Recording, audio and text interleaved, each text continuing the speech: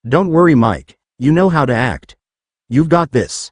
Time to spin that patented Michael Hunt magic. Fat load of good that did, I mumble into my seat, nailed it. My response doesn't garner much reaction from those who heard it, since considering the situation, it's a somewhat understandable thing to say. That villain mentioned a guide NPC. Someone must have found out about your actions and went to the league. The boy who I recognize as Tamaki speaks up. Way to throw me under the bus, Shigaraki. Still, I can work with this. How do I spin this conversation? Who would do that? Another Class 1B student asks, this time a short brown-haired girl wearing a mushroom costume.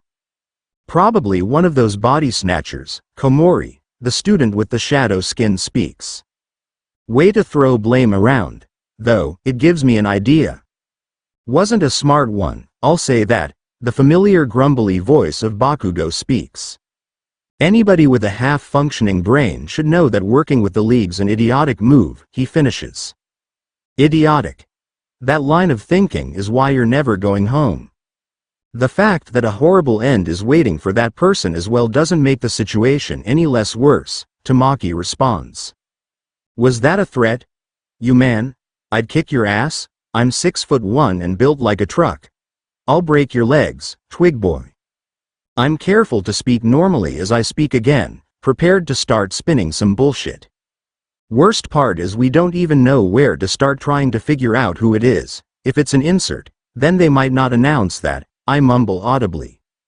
The first step to handling this is to widen the possible suspects. The more people they suspect, the less chance there is of them realizing it's me. Plus, Bakugo has set a dangerous precedent. Not all inserts are going to announce that. We have no idea who could be faking. We can keep an eye out, at the very least. Midoriya is the next to speak up. Yeah, and we know it's not Aoyama this time, Iida chimes in. Huh, that's something to think about. What happened to Aoyama? Well, no one's better at keeping an eye out than me. Vantablack is on the case. The shadow boy exclaims in a boisterous voice. Now is my chance. I raise my head to look up at the boy. Unless you're the traitor, I remark, only semi-jokingly. Throw some suspicion around, make them think. Plus, even then, it's common knowledge that people who place themselves in the detective role are suspicious.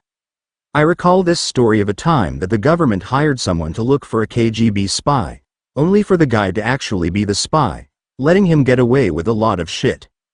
Let's not jump to accusations so fast, Tamaki speaks once more, seemingly trying to mediate the situation. I don't know the future, or whatever. It's not me, Vantablack speaks. Sure, buddy. I believe you. Anyone can say that. Me neither. Another person speaks, a boring brown-haired boy who I don't recognize. Splitting us up is only going to deteriorate the situation further in the long run, a short boy with cyan hair interjects. Good, that's the idea. Still, time to play safe. I rest my head back on the seat, this time resting on my chin so I can still see, before I reply. Yeah, fair enough. We probably should point fingers anyway, not unless we know for sure, I speak. It could be anyone from UA. Kirishima was awfully loud with his explanations 2 days ago. Tamaki speaks up from his seat. Perfect. Throw suspicion around the whole school. The traitor doesn't have to be an insert, not if they got information from an outside source. Like anyone outside the hero course could actually have any real relevance, Ojiro scoffs bluntly. Ah, yes. My favorite classmate, the guy who vocally doesn't want to be here but keeps showing up anyway. They could have hearing quirks and that'd be enough, Tamaki says, seemingly ignoring Ojiro. What about unknown self-inserts, or whatever you call yourselves? People could be hiding who they really are, Vantablack contemplates. Exactly. Bakugo set the precedent, who knows how many are hiding, just waiting to come out of the woodworks. It might not be for malicious reasons, though, if they're hiding it, the blonde-haired girl with horns whose name I don't recall yawns out. I've got an idea. Hear me out. Could also have figured out we are inserts from outside school. If someone acted out of character, Then a malicious SI could figure it out without needing to be an UA at all. I speak up. Perfect. Literally anyone can be a suspect. And the best part is it's not too far-fetched. I'll admit, I don't know how Sato would really have acted, so I acted out of character often. After all, no one else would have seen the show to know you're acting wrong, so why bother? I doubt I'm the only one who came to that idea. But when? Unless you guys are regularly talking to a lot of other people about your future knowledge, it'd be an astronomical coincidence for someone outside of UA to hear about it. A ginger-haired girl from 1B questions. Not what I meant, but okay.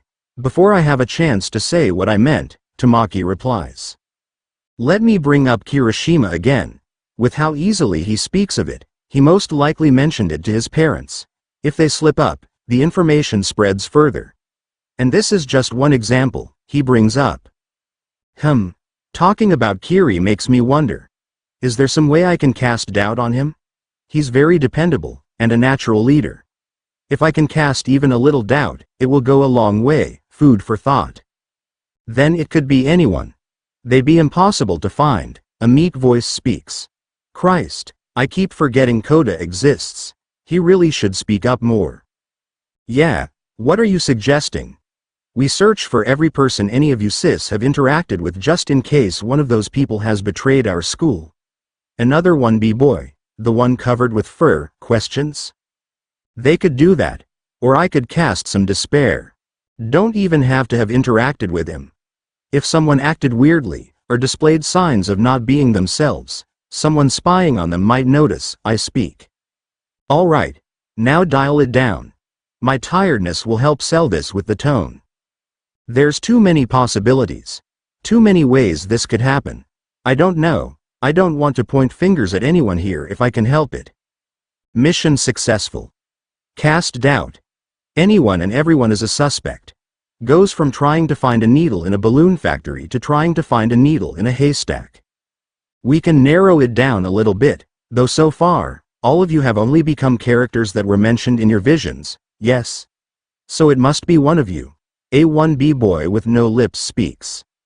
What? Does that mean? I don't even know what he's trying to say. God forbid I know how he's trying to cast suspicion. That's still a rather large number, and beyond that, it could be someone who merely noticed that someone was acting off and passed the knowledge further on. A 1B boy with a black ponytail replies. Well, at least someone got the idea.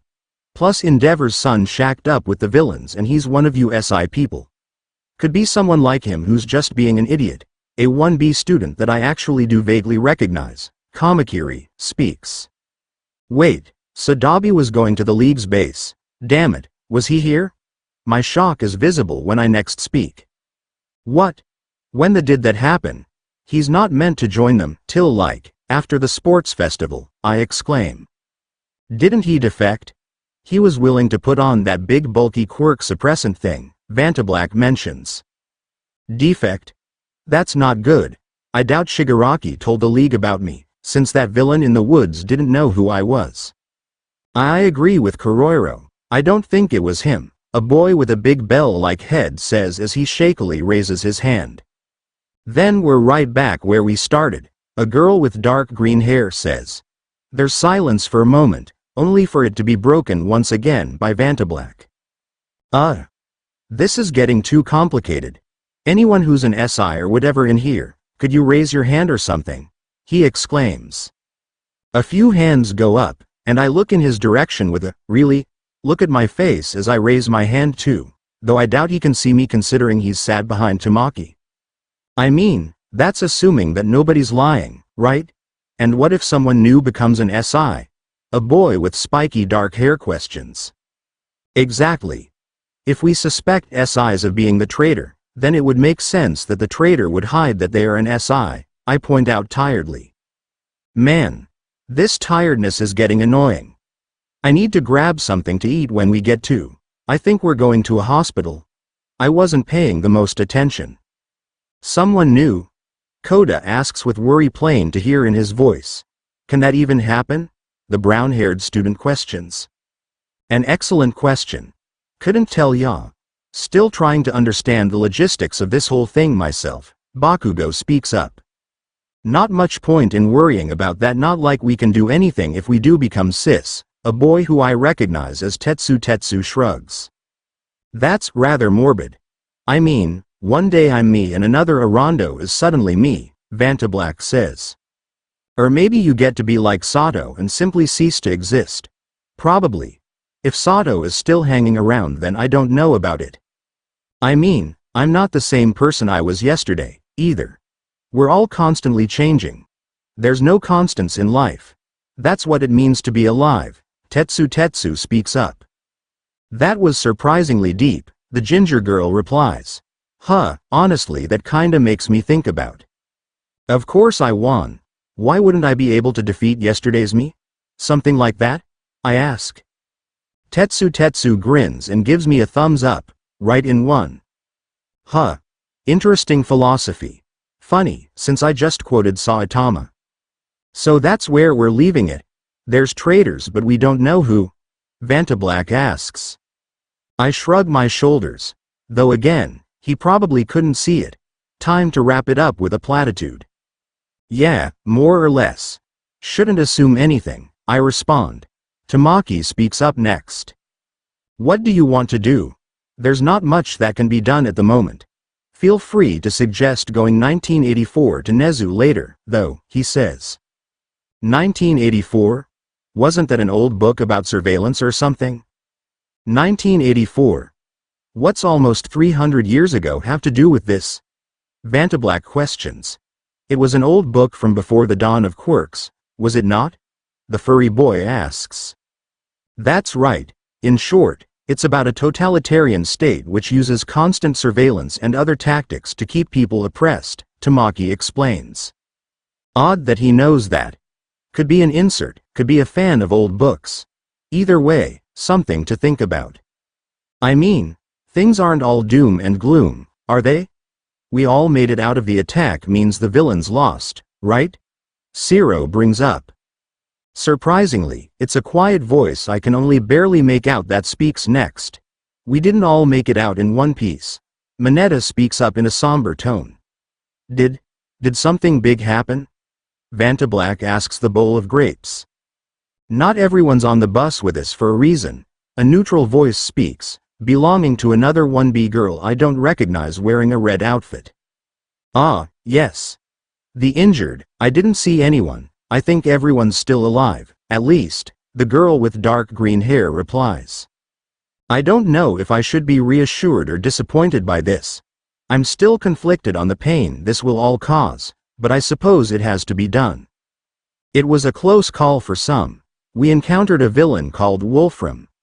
Mirio and I barely managed to beat him, Tamaki spoke somberly. Mirio is someone I know a decent amount of. I'm a decent fan of his character, based on the clips I've seen of him, and his roles in fanfictions. I know how powerful he is. And if he nearly lost, how close were we to winning? Is Tagada okay? I don't see him here. Vantablack asks. My eyes immediately narrow. He said Tagada. Which, if I'm not mistaken, would be wrong. Everyone calls him Mirio, because everyone's Japanese. Meaning if Vantablack used his first name, he must not be originally Japanese. It wouldn't be out of the question then, that he is an insert as well, and trying to hide it. He was evacuated using one of the helicopters, Tamaki replies, receiving a quiet reply. At least it wasn't worse. With the FO and decay, they could have done something really bad to us, Midoriya mentions. Way to put that out there. These guys probably don't even know what those words mean. Least I got stabbed with a knife instead of a longsword, is that what you're saying? You're still ing stabbed, Kamakiri retorts. They can still hurt us. They still have their teleporter, do they not? Tamaki mentions ominously. Ah yes, Kurogiri. Technically, he could warp the league anywhere. In other words, an attack can come at any moment, no matter where you are. Way to reassure people, Tamaki. Teleporter. Is that the guy that brought us to that forest in the first place? I saw what he did with Snipe Sensei's bullets. What really is stopping them from setting up a more coordinated attack? Vantablack asks, seeming to snap back to attention. Nothing besides their own wounds, the boy with the dark ponytail responds. Wounds? Unless the teleporter is incapacitated, he can just open portals under us that lead not to forests, but to active volcanoes, Tamaki replies. Wow, way to really reassure everyone. All it would take is me sending Kurogiri a few chords, and he could do that. Don't test me. It's Shigaraki. He's too much of a man-child to get Kurogiri to do anything he's not personally involved in, Ojiro snarks. It's gonna be hard to try and recruit Ojiro if he's gonna insult Shigaraki like that.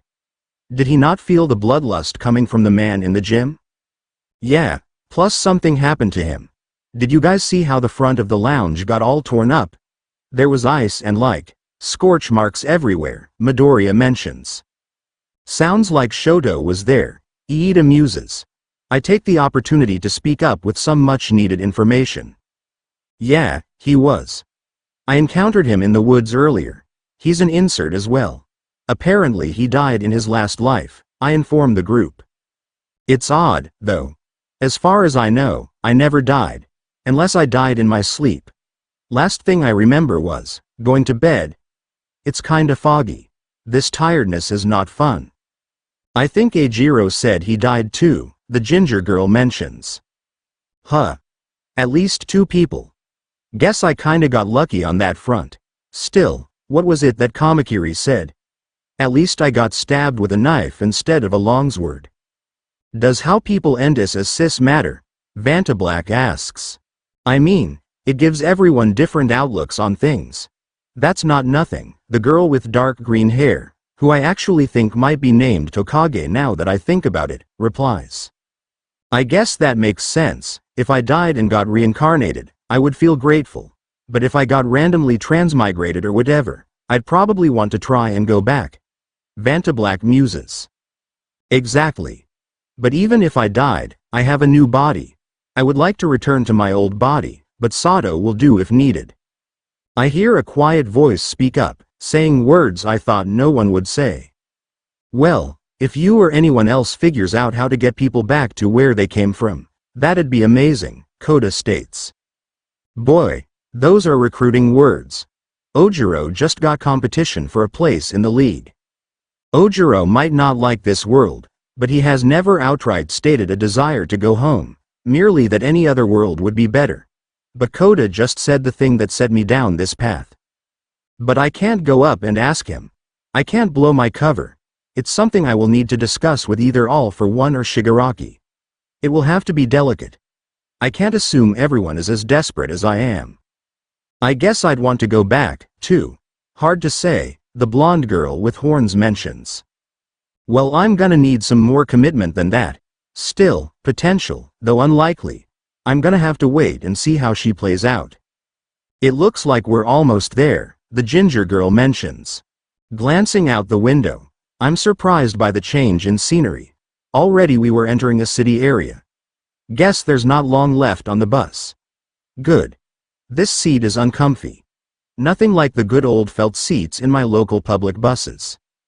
Oh bus 908, how I miss your plush seats. From then, it's quiet on the bus. A very awkward silence. No one seems willing to be the one to break it though, so I speak up. Well, this was everyone's first real villain encounter. How is everyone feeling? I ask. I don't have a real motive for this, I just don't like awkward silence. Or maybe it's the tiredness taking hold. It was a villain attack. What do you think, genius? Bakugo snaps back. I rub the back of my neck. If I was more awake, I would shut up at that, but I'm crashing bad from the caffeine and have no food to boost me. So of course I speak some more. Fair enough. Stupid question. This whole thing made me wonder, how do the other SIs feel? Since we didn't necessarily sign up for this, I don't know, stupid question. I'm tired as hell, I ramble. It's Tamaki who replies. Feel free to switch high schools if you can't handle it. There's no shame in it, truly. He says, somehow managing to not sound condescending as he addresses everyone in the us. In hero life there is injury, death. It is inevitable, he says,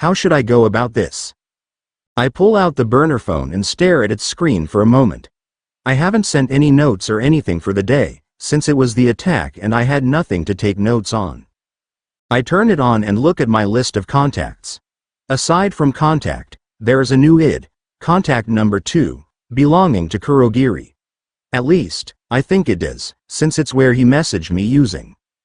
I pull up the number and send a text. Me. What would I have to do to earn a second quirk? Sent 2:34 p.m. I wait with bated breath for a few minutes as I wait to see if I will get a response, and sure enough, I do. Contact number 2. That is a very dangerous question, Michael. Sent 2:42 p.m. Me. I know, but I need more power, more strength. What would I have to do to earn one? Sent 2:42 p.m. Contact number 2. That would depend. What are you willing to do? Sent 2:43 p.m. Me. I will do whatever it takes to become stronger. Sent 2:43 p.m. There's no response for a few minutes, and I'm worried that I may not get a reply. Contact number 2. If you are truly serious, come to the bar. We will talk in person. Sent 2:47 p.m. I jump in surprise when I spot movement in the room with me. A swirl of dark mist, the familiar shape of Kurogiri's portal. I hesitate for only a second, before stepping forwards, entering the swirling mist. I step out onto the familiar floorboards of the bar. My head spins around to take in my surroundings. Shigaraki is nowhere to be seen, with Kurogiri standing behind the counter, simply looking right at me. I will warn you, if you truly obtain a second quirk, as you plan to, it will be something you cannot come back from. Are you certain you wish to make that choice? Kurogiri speaks to me, his tone flat as a board as he stares into me with his little yellow lights. I gulp. Way to put on the pressure. I nod. With his face being made of smoke, I can't tell what expression he is making, but he seems to pause for only a second before speaking once more. Then I will call my master. Kurogiri speaks as he reaches under the bar and pulls out some sort of TV remote. Kurogiri goes to push a button, only to stop as a voice fills the room. There's no need. I've been paying attention this whole time. You have a request for me, Michael? All for One's smooth voice comes from the monitor. Holy shit, that's terrifying. I'm not even in the same room as this man and I feel like I'm about to die. A lot of people make fun of him for wanting to be a demon king, but when his mere voice instills this much fear, I'd say he's well on his way. Yes. I want to know if I can earn a second quirk. I speak slowly and carefully. I try to hide it, but it's clear in my voice that I'm nervous. Earn a second quirk? It's distinctly possible. I offer that to several in my employ, Kurogiri being one of them. All for One carefully speaks, his smooth voice sending chills down my spine. In an instant the feeling in the room turns cold. Despite the amount of distance between us physically, I feel like he's standing right before me, judging my every move. But have you done anything to earn one?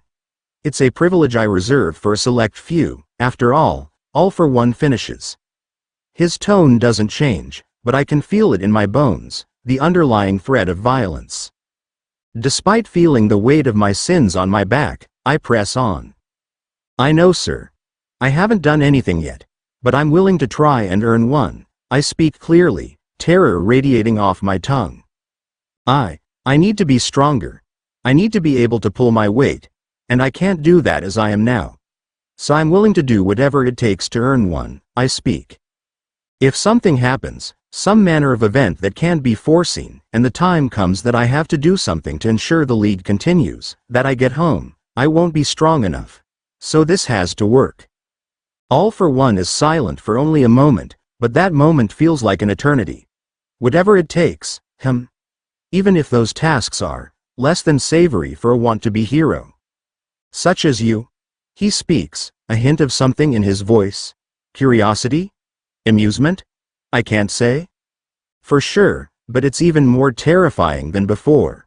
Still, what kind of question is that? I really couldn't give a rat's ass about being a hero. I want nothing more than to leave this world.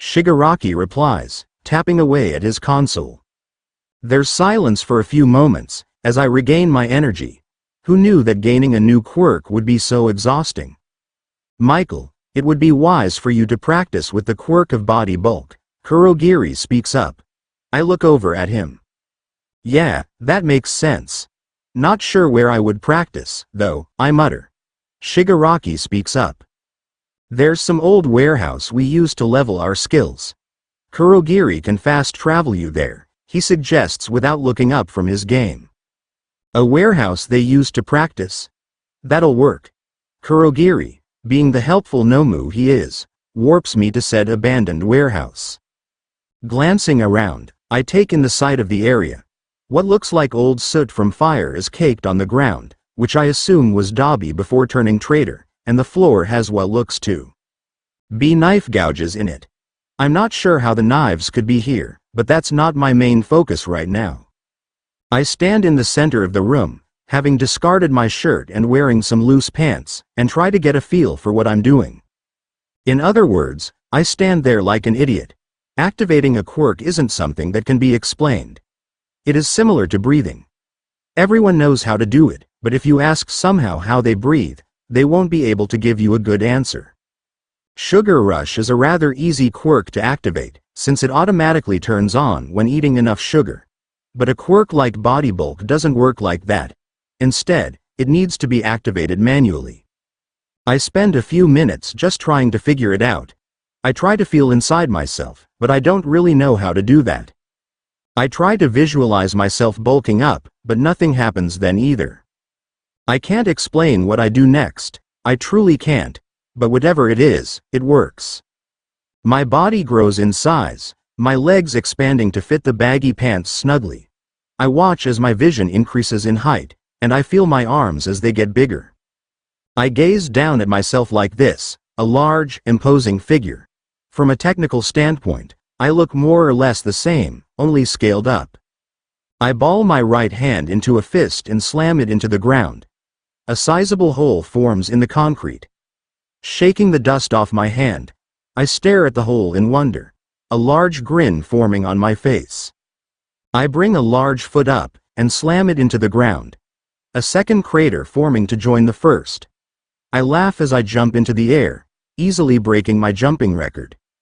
I fall back down and slam my fist into the ground once more, using the momentum of my fall to create a large crater, easily dwarfing any I could have made before. I'm punching through solid concrete with my bare hands. A laugh bubbles to my lips as I continue to test my new power, putting holes in concrete to my heart's content. Kurogiri chooses that moment to act, opening a warp gate, and several large steel beams fall through. He gestures towards them. To try and protect the structural integrity of this building, why don't you try bending and breaking these? He suggests. Needing no further encouragement, I bend my knees and run, sprinting towards the added steel. I cross the floor in record time, moving at speeds that are nothing to scoff at. I pick up one of the steel beams, and with a wicked grin, begin to bend it.